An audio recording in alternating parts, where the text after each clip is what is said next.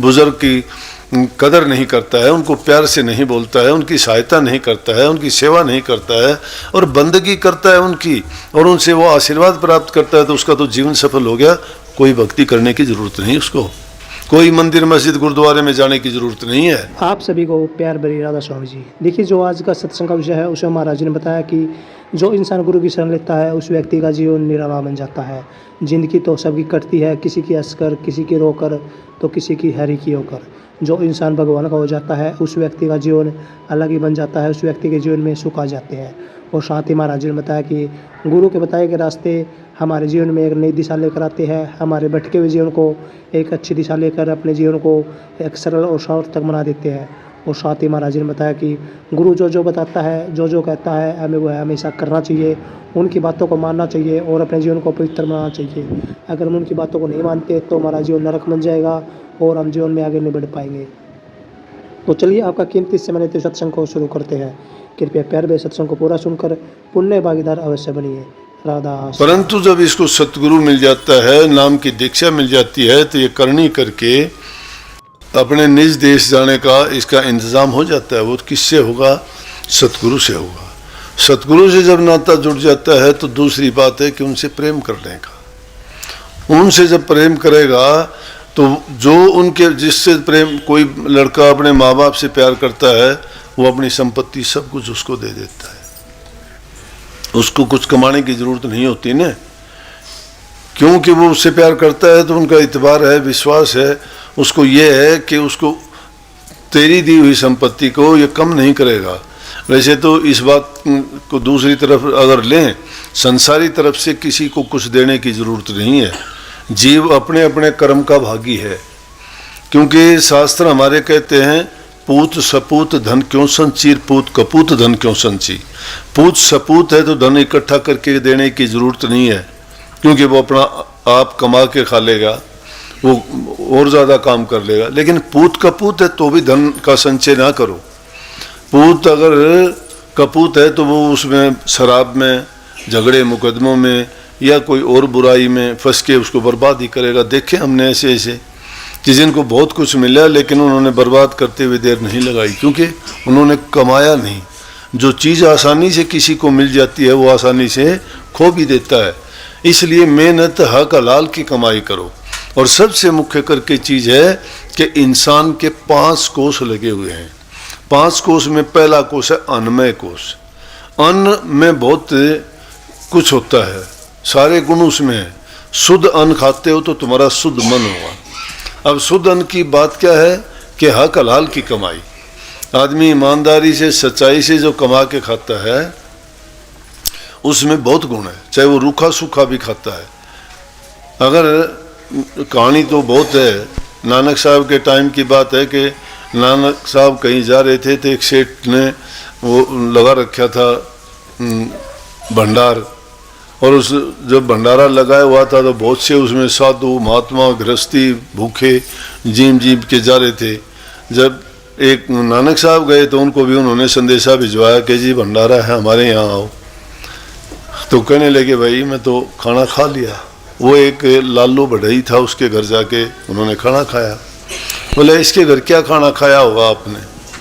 मेरे घर आते 36 प्रकार के भोजन बने हुए थे, तृप्त होके भोजन खाते। उसके घर में क्या है? वो तो गरीब है, भूखा है, उसके पास तो 2 रोटी भी नहीं मिली होंगी।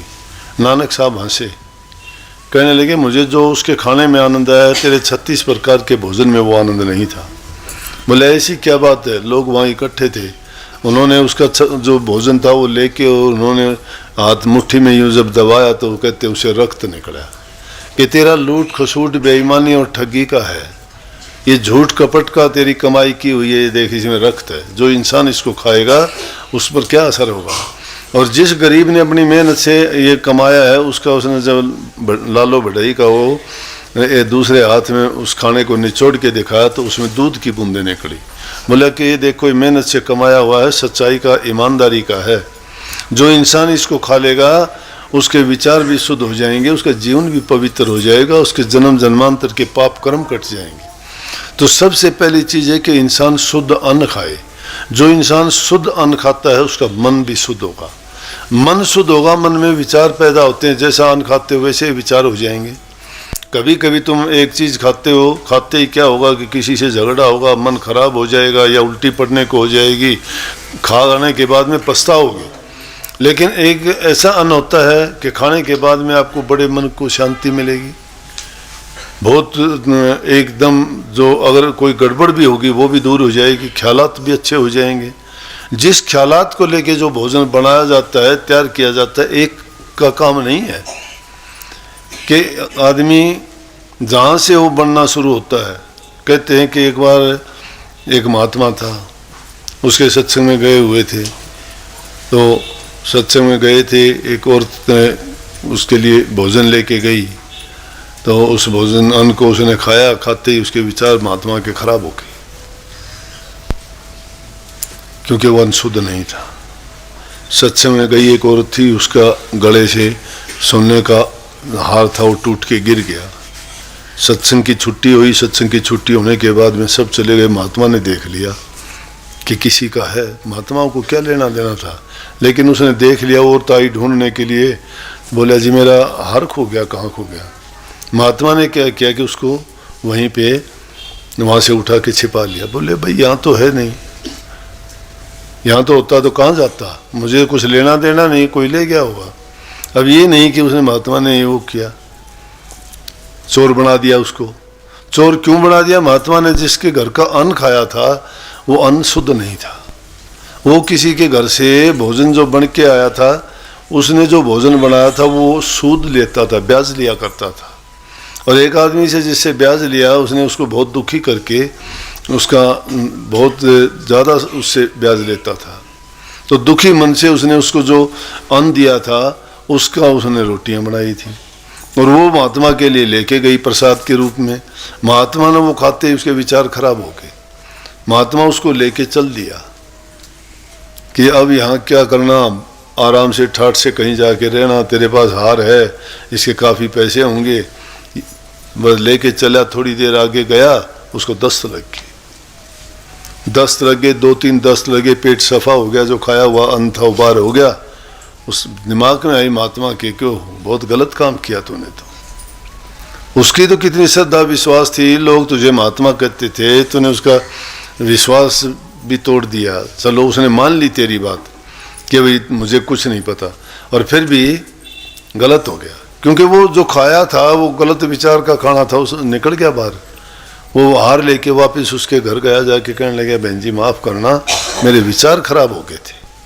फिर उसके पास गया, दूसरी के पास, कि तू जो भोजन लेके गई थी वो भोजन कैसा था, सच बता मुझे।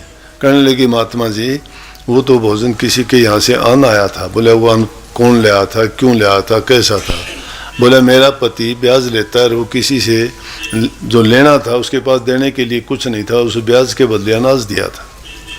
बोले अब तुम्हारा भोजन बहुत खराब था, मेरे सारे विचार खराब कर दिए, और उस विचार खराब के कारण मैं झूठा बना, चोर बना, और मैंने अपना विश्वास खोया। तो इसलिए कहने का मतलब ये है कि पहली चीज़ है कि इंसान का खान पान शुद्ध और पवित्र नहीं होगा तो उसका जीवन पवित्र नहीं हो सकता। पहला है अन्नमय कोश, जैसा अन्न खाओगे, जैसा अन्न खा वैसा हो जा मन, जैसा पानी पीवे वैसी बोले बाणी। तो अन्न आदमी अगर शुद्ध खाता है तो शुद्ध मन होगा उसका, शुद्ध मन जो होगा उसमें शुद्ध विचार होंगे, क्योंकि जैसा बीज डालोगे उसमें वैसी ही पैदा होगी, वैसी ही उससे जो भी गुण है, दोष है, वो बाहर आएंगे। और तीसरा है अन्नमय कोश, दूसरा मनमय कोश, मनमय कोश के बाद में आनंद ज्ञानमय कोश। वैसा ही ज्ञान विचार ख्याल आदमी का होगा। ज्ञान के बाद में विज्ञानमय कोश, वैसे ही उसमें बुद्धि और उसके विचार बन जाएंगे। और उसके बाद आनंदमय कोश आता है। अगर वो शुद्ध तो है तो उसमें आनंद आएगा, अगर वो अपवित्र है तो उसमें आनंद आने की कोई बात ही नहीं है। तो सबसे पहली चीज़ बताई है कि इंसान का रहन सहन अच्छा होना चाहिए, उसके आसपास आम बात कह देते हैं कि आदमी अच्छी संगति में रहे, अच्छी संगति ना मिले तो आदमी अकेला भला उससे। जब दुष्टों का कही है कि दुष्ट संग ने दिए विधाता तांते भलकर नरक की वासा, कि दुष्ट का संग नहीं मिलना चाहिए, उससे तो अच्छा नरक में हमें वासा मिल जाए। अगर अच्छे आदमी का संग करो, देखो चंदन के बाग में रहने वाले दूसरे फ्लास के पेड़ होते हैं ना, उनमें भी खुशबू हो जाती है। उसकी लकड़ी भी बड़ी महंगी बिकती है, कई बार तो धोखे में उसको चंदन कह के ही बेच देते हैं लोग। तो उनका अच्छा लोगों का संग करने से, अच्छी चीज़ों का संग करने से आदमी गुण प्राप्त करता है, और बुरे आदमियों के संग रह के आदमी अवगुण गिरही बन जाता है। तो हमें ऐसे आदमियों का संग करना चाहिए जिससे हमें गुण मिले, अच्छे विचार मिलें। अच्छे विचार मिलेंगे तो हमारा जीवन खुद अपने आप शुद्ध और पवित्र होगा। जब मन जीवन आदमी का पवित्र हो जाएगा तो भजन करना मुश्किल नहीं है। भजन वही इंसान कर सकता है जिसके विचार शुद्ध हैं, पवित्र हैं, मन में शांति है, उसके छल कपट बेईमानी नहीं है। इसीलिए संतों ने कही है कि सेवा, प्रेम, ये चीज़ जब होंगी दिल में, वही आदमी भक्ति के रास्ते पर। और ये चीज़ कहाँ पैदा होंगी? जहाँ सुख, शांति और खुशहाली है। जिस घर में ये चीज़ नहीं है तो समझो कि वहाँ उसको कुछ नहीं हो सकता। जिसके घर में सुख शांति है वहीं उसका सब कुछ है। भक्ति करना मुश्किल नहीं है, लेकिन ये चीज़ मुश्किल है। इंसान के लिए 8 सुख बताए गए हैं पहले। वो सुख इंसान के होते हैं तो उसके सारे काम ही अच्छे होते जाएंगे। पहला सुख है निरोगी काया, शरीर में किसी प्रकार का रोग दोष या कोई कमी नहीं होनी चाहिए। अगर शरीर उसका दुखी है, वो उस दर्द है, तकलीफ है, तो उसी में ख्याल रहेगा। पहला सुख निरोगी काया, दूसरा सुख घर में हो माया, तीसरा सुख सुलक्षणी नारी। घर नारी से चलता है, औरत से चलता है। इसलिए औरत जहाँ होती है औरत की पूजा करो, ये मातृ शक्ति है। ये अगर नहीं तो सृष्टि की हम कल्पना भी नहीं कर सकते। हम छोटा सा कष्ट थोड़े दिन के लिए भी बर्दाश्त नहीं कर सकते। माँ का ऋण कोई उतार नहीं सकता। हम अगर थोड़ा सा भी, एक छोटी सी गांठ अगर शरीर में हो जाती है, रात दिन हमें उसकी कितनी वो होती है। 9 महीने तक बच्चे को पेट में रख के पालती है, ठीक ढंग से सो नहीं सकती, ठीक ढंग से खा नहीं सकती, ठीक कभी कैसे विचार होते हैं, कभी कुछ होते हैं। इतने कष्ट और दुख पाने के बावजूद उस दूसरे जीव को पैदा करना आसान नहीं है। तो जिस दिन माँ पैदा हुई थी उस दिन दूसरी चीज़ कोई पैदा नहीं हुई। लेकिन उस माँ की कोई इज्जत कदर नहीं करता है तो वो क्या चाहता है कि अपनी ज़िंदगी में कभी सुखी होगा। बेशक किसी देवी देवता की पूजा ना करो, मैं कहता हूँ माँ की पूजा करो। माँ लक्ष्मी है। अगर तुम लक्ष्मी की पूजा करना चाहते हो, अपनी माँ की करो। बाहर जाके तो मंदिरों में तुम माँ माँ के गीत गाते हो, घर में अपनी माँ को तुम रोटियां तक नहीं देते। किस माँ की पूजा करते हो फिर? कौन सी भक्ति करते हो? किस देवता को खुश करना चाहते हो? माँ बाप से बढ़ के कोई देवी देवता नहीं है, कोई गुरु बड़ा नहीं है, कोई धर्म बड़ा नहीं है। आदमी का कर्म बड़ा है। अपने कर्म को शुद्ध और पवित्र बनाओ। जो अपनी सास ससुर की सेवा नहीं करता, माँ बाप की सेवा नहीं करता, बूढ़े बुजुर्ग की कदर नहीं करता है, उनको प्यार से नहीं बोलता है, उनकी सहायता नहीं करता है, उनकी सेवा नहीं करता है और बंदगी करता है उनकी, और उनसे वो आशीर्वाद प्राप्त करता है, तो उसका तो जीवन सफल हो गया। कोई भक्ति करने की ज़रूरत नहीं उसको, कोई मंदिर मस्जिद गुरुद्वारे में जाने की ज़रूरत नहीं है। लेकिन ये ज्ञान मिलेगा कहाँ से? घर बैठे तो ज्ञान मिलता नहीं है। ये ज्ञान तो तभी मिलेगा जब ऐसी जगह में जाके तुम इन चीज़ों को प्राप्त करोगे और उनको सुन के मानोगे। इसीलिए स्वामी जी महाराज ने भी इसको बहुत खुला कहा कि दरस करे, महापुरुषों के दर्शन करो। सबसे पहली चीज़ है दरस करे, बचन पुनि सुने। उसके बाद उनके वचन को सुनो। सुन सुन के गुण है उन वचनों को सुन के। ये नहीं कि एक कान से सुना दूसरे से निकाल दिया। हम उन पर ख्याल ही नहीं करते। संतों के वचन में बड़ी ताकत होती है। किसी बात को तुम आजमा के तो देखो, किसी भी बात को आजमा के देखना, उसका परिणाम इतना अच्छा निकलेगा कि हैरान रह जाओगे कि देखो क्या कही थी। लेकिन उस बात के सुनने के बाद में इंतज़ार करना चाहिए। ये ना देखो कि भाई ये कहा था, ये क्यों ऐसा हुआ, क्यों ऐसा कहा। जब क्यों लगा दिया उस बात में तो तुम्हारा विश्वास और श्रद्धा नहीं है। लेकिन उसमें पूरी श्रद्धा के साथ अगर तुमने उस बात को मान लिया, अपने दिल में टिका लिया, तो उसका परिणाम तुम्हारे लिए बहुत अच्छा होगा। आप सभी को राधा स्वामी जी। आज के सत्संग में महाराज ने कहा कि हर आत्मा परमात्मा को चाहती है, क्योंकि परमात्मा परमानंद है और परमानंद तो सभी चाहते हैं, लेकिन परमानंद को पाने के लिए गुरु शरण की आवश्यकता है। गुरु चरण में जिज्ञासा लेकर जाना। बिना जिज्ञासा के गुरु कोई भेद नहीं खोलते। संत शरण में शांति और सुख मिलता है। जिंदगी सबकी कट जाती है, किसी की हंस कर कट जाती है, किसी की रोकर कट जाती कट गई, और किसी की हरि की होकर कट गई। वह तो पूर्ण भाग्यशाली हैं जिन्हें पूर्ण गुरु की शरण मिल जाए, और यदि गुरु कृपा मिल जाए तो कहना ही क्या, दीपक में तेल डालते रहें तो ज्योत जगती रहती है। गुरुजी ने कहा, एक बार अपने हृदय का बर्तन धो ले और साफ हृदय में परमात्मा का वास करें।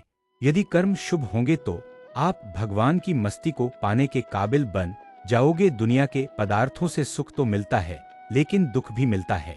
एक बार परमात्मा के हो जाने पर कोई भी परिस्थिति उसका आनंद नहीं ले सकती। बस परमात्मा को पाने की तड़प पैदा करो और मनुष्य चौले को सफल बनाने का प्रयास करो। राधा स्वामी जी।